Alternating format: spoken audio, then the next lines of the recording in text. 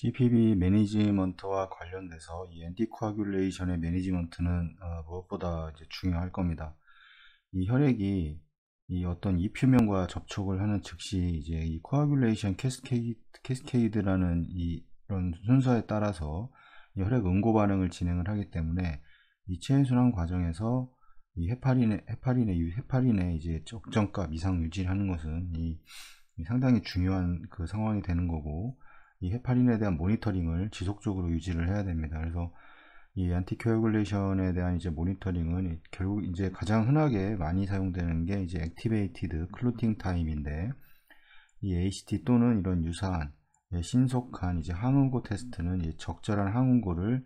이제 주기적으로 확인을 해야 됩니다. 적절한 항응고는 ACT가 최소 미니멈하게 400초 이상을 유지를 할 수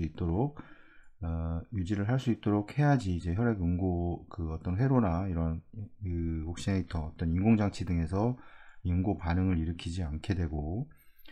이 ACT는 이제 CPB를 개시하기 전후에 그리고 적어도 이 30분마다 이 확인을 해야 합니다. 그래서 이게 거의 이제 그 루틴으로 이런 식으로 나와 있기 때문에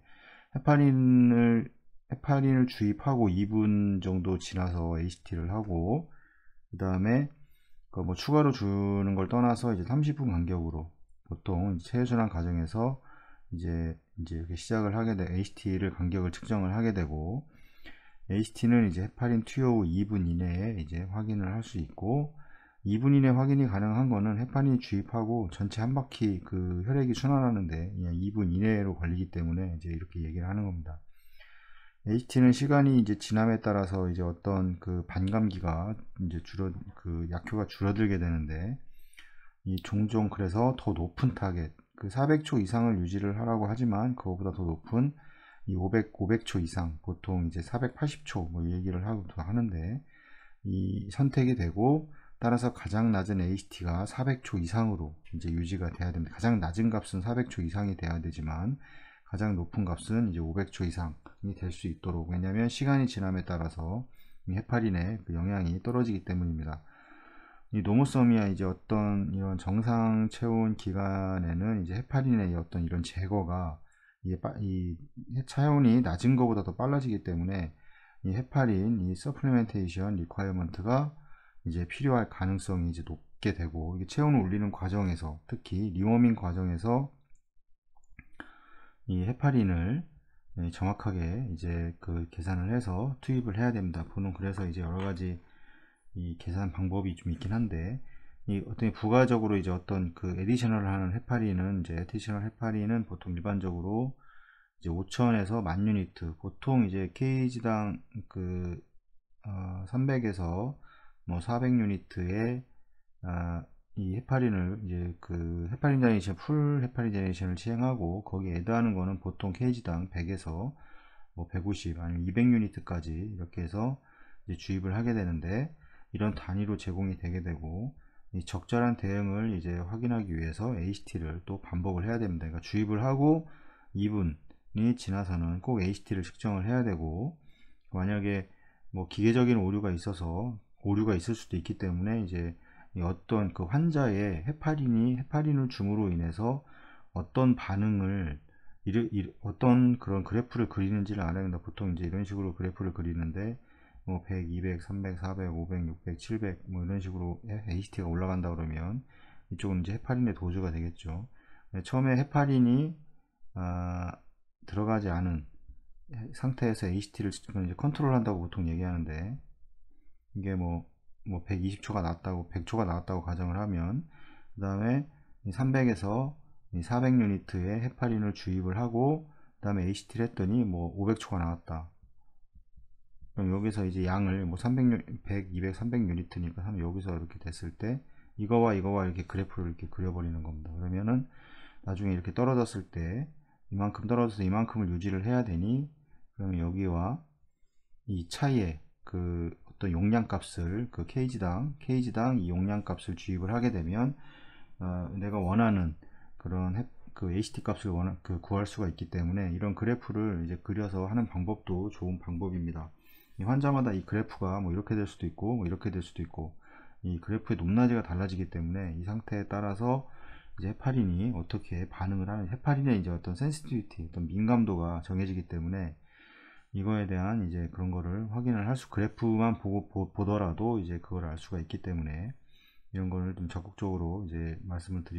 추천을 해서 한번 사용해 보라고 말씀을 드리는 거고, 이 완전 헤파린 코팅 회로도 있습니다. 지금 외국에서는 뭐 거의 루틴으로 사용되고 있을 텐데, 이런 거는 사용을 해도 헤파린의 필요성은 이제 사라지지가 않습니다. 그래서 항상 여기서도 이 400초 ACT를 이 400초 이상 그러니까 이용해라 이런 권장되는 경우가 대부분이고,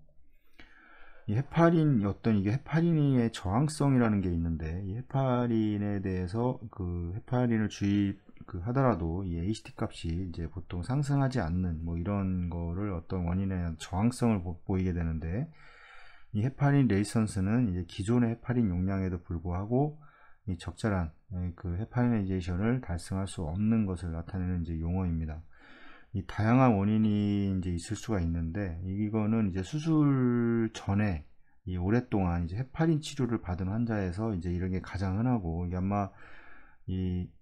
뭐 내과라던가 이런 데서 헤파린을 계속해서 주입을 받는 환자들이 있습니다. 뭐 코로나리 디지즈가 있다거나 이런 경우에 이제 수술을 하려고 들어와 보면 ACT 값이 잘 늘어나지 않는 경우를 종종 흔하게 이제 실제로도 이제 발견을 할 수가 있고, 이런 경우에는 이제 그래서 환자 파악이 일단 중요하게 되는 거고, 헤파린이 주입이 얼마만큼 되고 있었는지, 그 다음에 이제